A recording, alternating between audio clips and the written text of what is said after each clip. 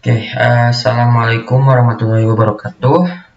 Perkenalkan, nama saya Salman Azhar Tisio. Di sini saya akan menjelaskan konsep dasar dan cara kerja TCP/IP model, dan juga contoh analogi pada masing-masing layarnya. Kita langsung masuk. Pertama, apa itu TCP/IP? Transmisi kontrol protokol atau Internet Protocol adalah merupakan suatu standar komunikasi data dalam jaringan komputer yang digunakan untuk proses pertukaran data antar perangkat. Jadi TCP/IP ini merupakan sebuah protokol komunikasi data untuk menghubungkan antar perangkat.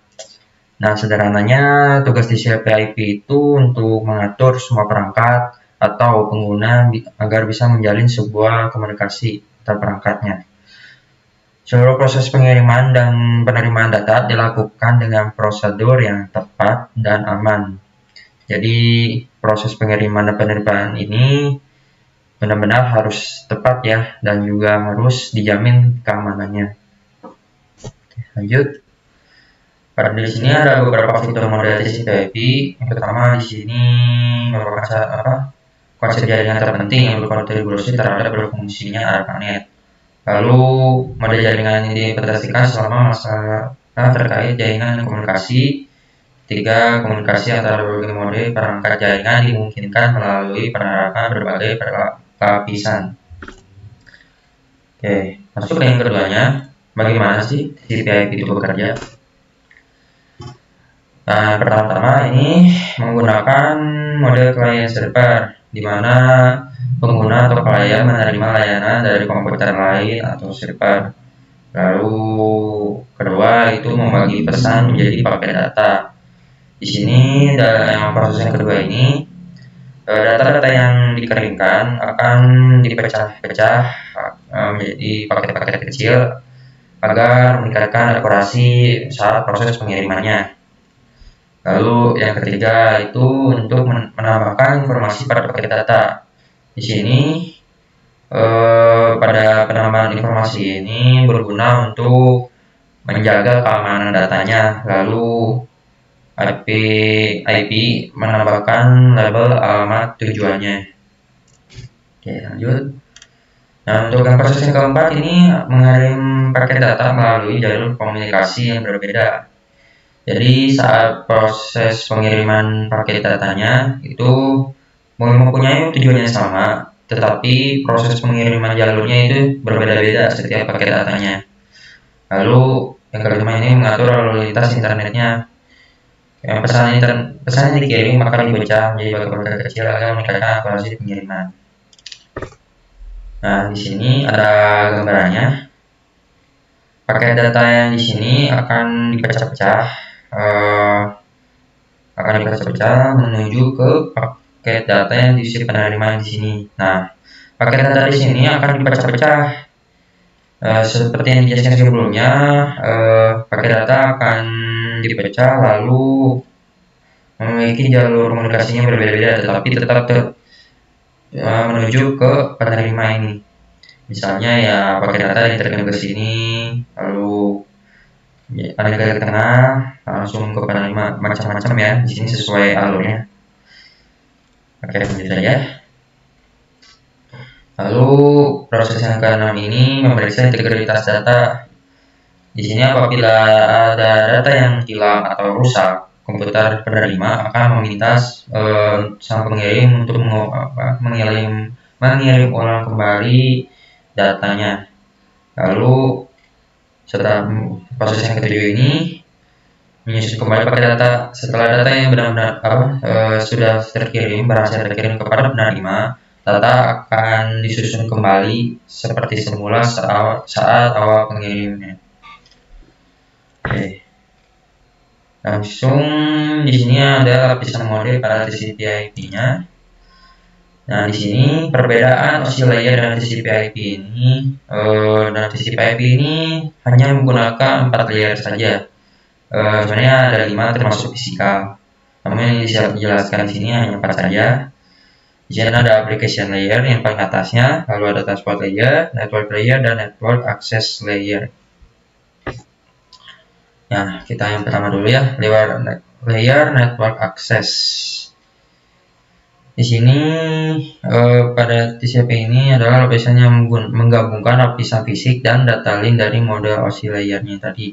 Jadi layer network access ini berperan untuk menghubungkan antara fisikal dengan data link. Bisa kita lihat di sini.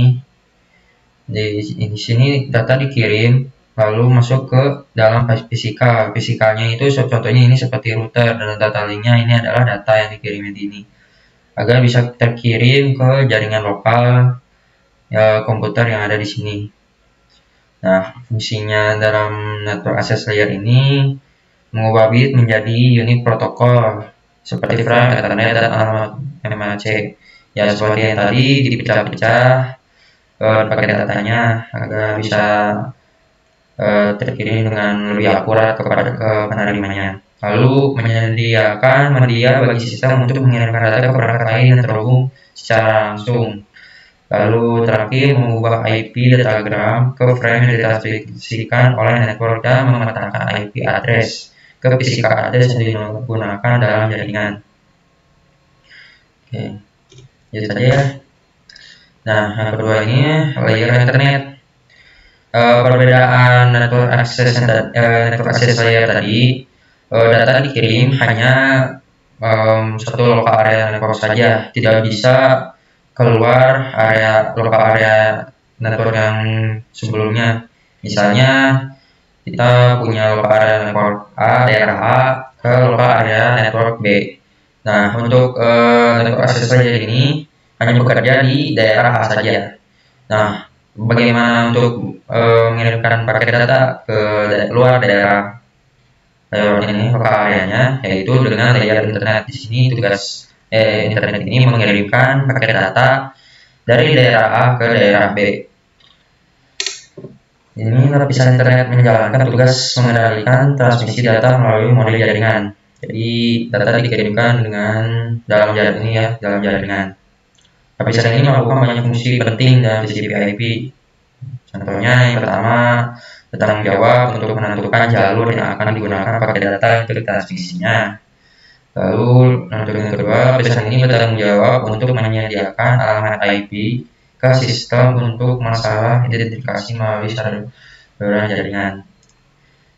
Nah, jadi data yang dikirimkan ke lokal area network daerah A ke B, dan dimasukkan alamat IP addressnya ke penerimanya di daerah lokal area network B. Oke, di sini untuk layer yang ketiga, layer transport. Di sini layer transport ini bertanggung jawab untuk membangun koneksi antara perangkat pengirim dan penerima, dan juga melakukan tugas membagi data dari lapisan aplikasi menjadi paket-paket yang kemudian digunakan untuk membuat urutan protokol. Protokol yang digunakan dalam layer ini itu TCP, alamat sumber, dan tujuan, dan UDP. Nah, untuk dalam biaya transport ini bekerja untuk mengendalikan transfer datanya.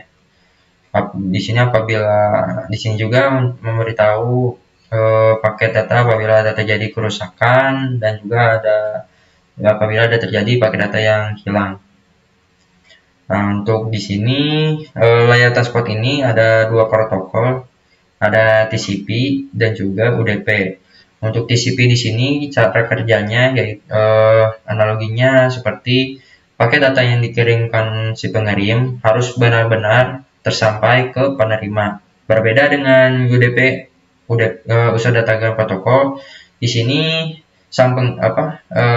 paket data hanya dikirimkan saja tanpa tahu paket datanya itu akan benar-benar sampai ke penerima atau tidak.